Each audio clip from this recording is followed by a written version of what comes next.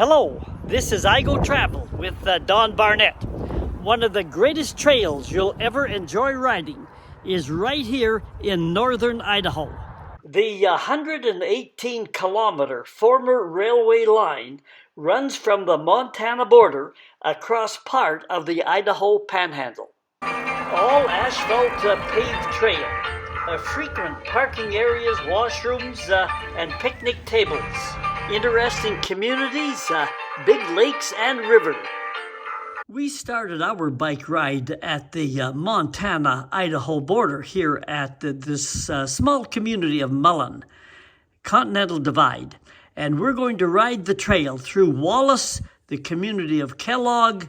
Moving westward, we'll end up on the shore of Lake Coeur d'Alene at the tourist community of Harrison.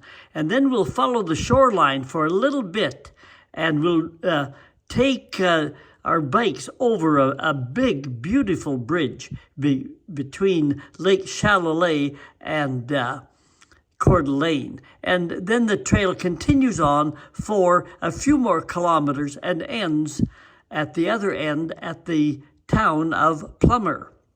Not far off the trail is the first Catholic mission in the area at Cataldo State Park. The French fur traders were the first white people here, and you therefore get the French names like Coeur d'Alene, Ponderay, Châtelet, Palouse. They entered the continent by way of the St. Lawrence and came across much of what is Canada today. They were primarily interested in the fur trade rather than permanent settlement. We are at one end of the Trail of the Coeur d'Alene at Mullen at the Idaho-Montana border. Okay, here we go. We're starting the Coeur d'Alene Trail. It's a short downhill ride to Wallace. We are in Wallace, Idaho, heart of the silver mine country in the 1880s to early 1900s. First thing to catch your eye is the huge elevated I-90 highway through town. The proposed new freeway would destroy much of the town, so City Council got Wallace declared a National Historic Site, and they had to build the expensive but impressive overhead I-90 through town. And our bike trail was set under the long overpass in the shade. Wallace claims fame for two things. First, it was the site of the final stoplight on I-90 when the interstate was built. Second, Wallace claims to be the center of the entire universe because it cannot be proven otherwise. We thoroughly enjoyed going into some of the buildings from yesteryear. The old Pacific Northern Station, now a railway museum, is a good stop. There's still some silver mining going on to some extent. And we even took a streetcar ride through town. In many ways, they are advanced thinkers in Wallace. This is quad country, and ATVs are allowed to run on the streets. I talked to one fella who couldn't seem to recall hardly a single accident between quads and cars. We overnighted and went to the Vaudeville Theater, where we got to boo and hiss the villain in some entertaining amateurish plays. Wallace was the silver capital of the world for 100 years. And where there is an overabundance of men, women also come. Wallace was the last big holdout of legal prostitution in the U.S. While we look at some machinery and drills at the visitor center, I can tell you that Wallace openly embraced prostitution until the early 1990s. It went beyond just tolerating prostitution. It supported and openly embraced it. Most of these second stories were brothels, hotels, boarding houses, or whorehouses, whatever you want to call them. But prostitution contributed to the local economic prosperity. Under strict community codes, there were frequent health examinations, hookers paid taxes on prostitution, gambling, and liquor sales. It gave women economic opportunities, independence, and even political influence.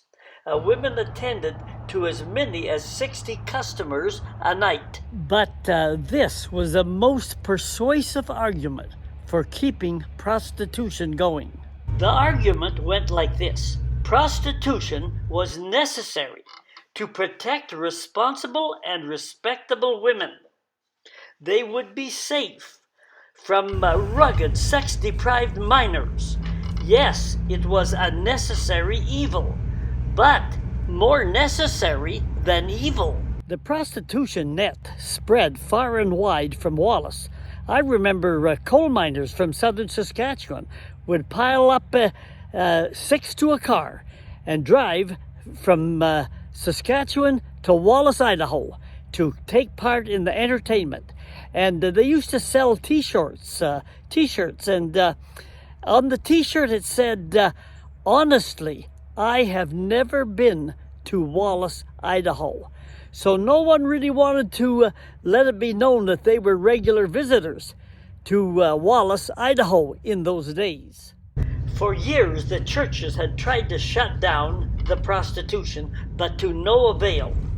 But remember the AIDS epidemic of the 1980s? Fear of the AIDS infection gave government the excuse and courage to shut down the last of the big open prostitution operations in the country. Life ain't what it used to be. Just left Wallace, and 17 kilometers later we biked into Kellogg. Originally more of a timber-based town, its silver, zinc, lead mines still operate to a lesser degree today. It is the site of the 1972 Sunshine Mine disaster. Crews were locked in 1,600 meters underground, and after a week before rescue, 91 miners had died. A bike rental and repair shop is right along the trail. They also sell new bikes here as well. All the bridges seem to be nice and new. This is the Coeur d'Alene River. We'll follow it down to Lake Coeur d'Alene. And there were recreation and camping areas along the river that we saw as we biked along. Hey, what's this ahead? It looks like not a moose or a deer. It looks like a horse, a stray horse along the trail. He was friendly and we rolled on. Here's a family of ducks along the water shore, picnic tables, benches, washrooms. They were frequent along the trail.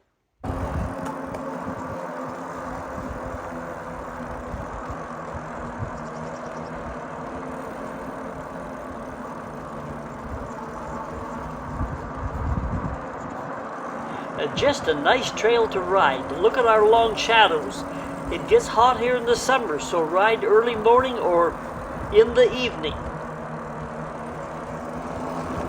A short ways out of Kellogg is one of our favorite watering holes, the Snake Pit.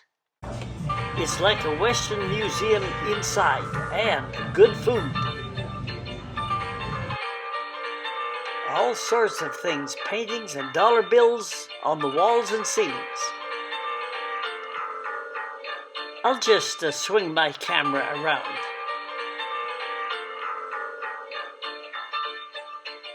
This is Big Timber Country.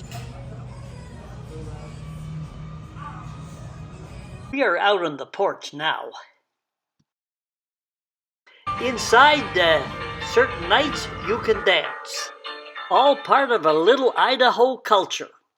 We are rolling again, not far from Lake Coeur d'Alene and the community of Harrison.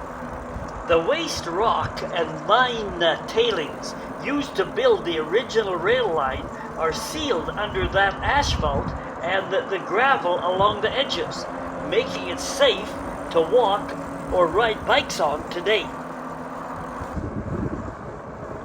The Coeur d'Alene Indian Band is responsible for the trail from Harrison to the western end at Plummer, and the state of Idaho is responsible for the trail to the eastern end at Mullen.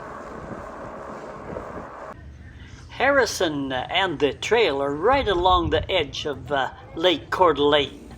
Lots of summer bike traffic. A nice place. You can grab a bite to eat and rest. There is a bike shop, buy, repair, rent. And this is the waterfront, a small little waterfront on the lake. And it has a little sandy beach. And more bike riders rolling on by. I just sat up along the trail and watched the action. A lot of easy riding, mostly e-bikes, I would guess. This used to be big timber country, and the center of activity on the lake was right here at Harrison. It was expected Harrison would be the county seat, but fires and a final devastating fire made people change their mind. The county seat was located at the north end of the lake, and they named the new location after the lake. Today, Coeur d'Alene is the main tourist attraction and community on the lake.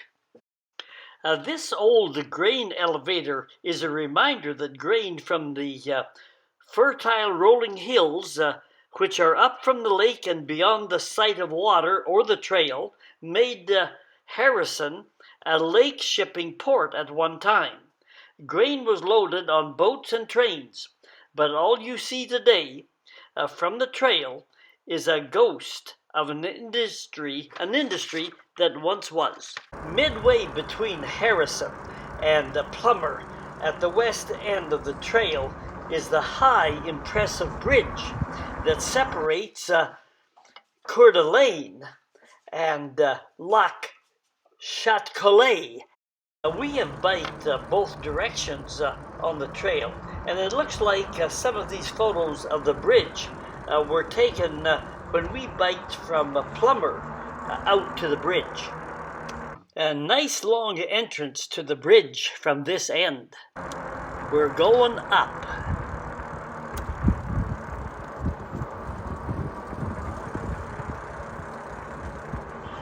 I'll just leave the camera on until we get up to the top.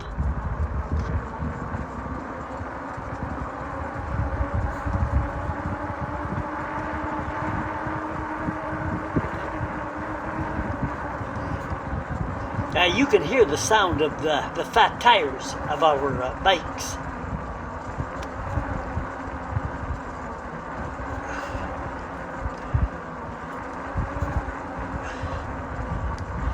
You can see where the bridge surface seemed to be a little wavy. I'm not sure why that was the case.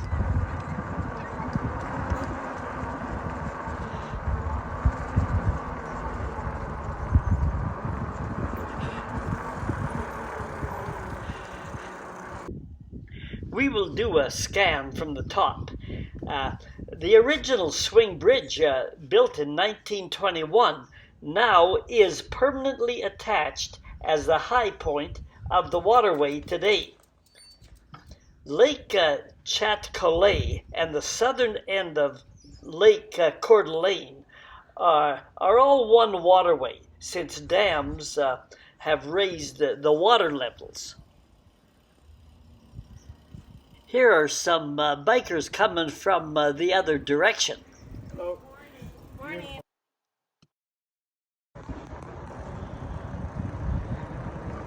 We're on the way down, and again, I'll just leave the camera on.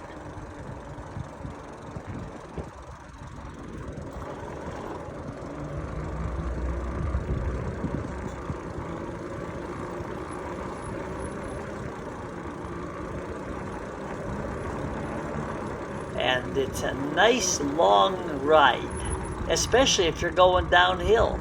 I'll bet those people wish they had e-bikes.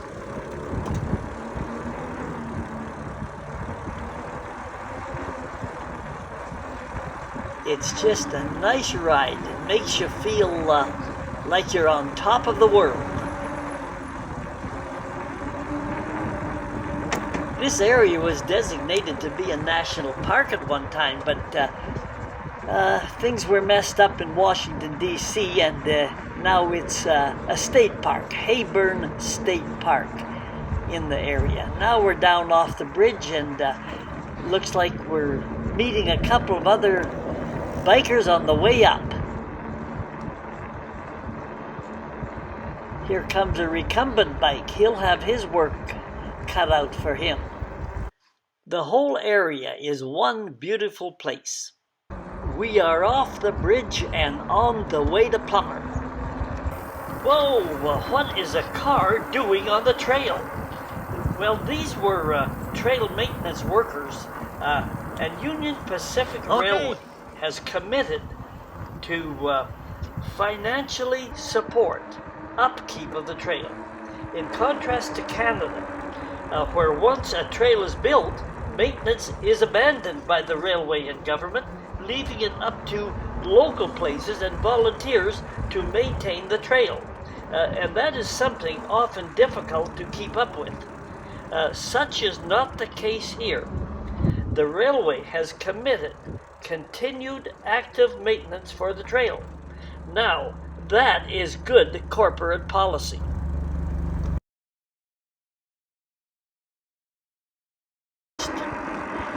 Now, between the bridge and Plummer at the end of the trail, as you can see, a forest fire ripped through this part of the country at one time.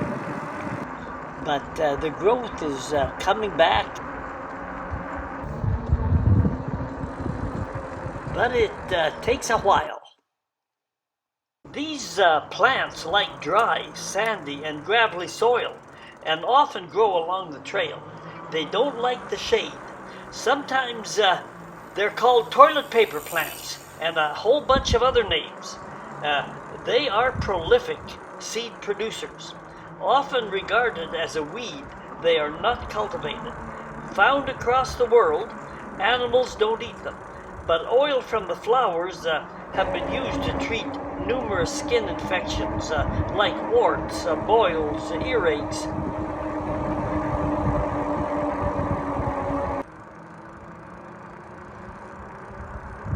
We are coming into the outskirts of Plummer. This is the official west end of the trail. Nice statues here, and this part of the trail, like I said, is maintained by the Coeur tribe. Another nice place, and another nice place right here. We got gas in the gas station and headed for the casino. There are quite a few campgrounds along the trail. We've stayed at ones right in downtown Wallace. And there's another one near the Snake Pit, and there's Farragut State Park not far away. Certainly Hayburn State Park has good camping as well. But we like to stay about a dozen kilometers over to the west of Plummer at the Coeur d'Alene Indian Casino. It's got camping facilities there in the parking lot. The casino is a big place. Lots of entertainment, regular basis. Nice inside, things to buy, paintings on the wall. We like it there. I hope you enjoyed the ride of the Trail of the Coeur d'Alene. If you want to do it again, play the video again. If you would like to support the channel on YouTube, hit the subscribe button, and that will tell you when we're going to be posting more videos on YouTube, and we're going to be doing that.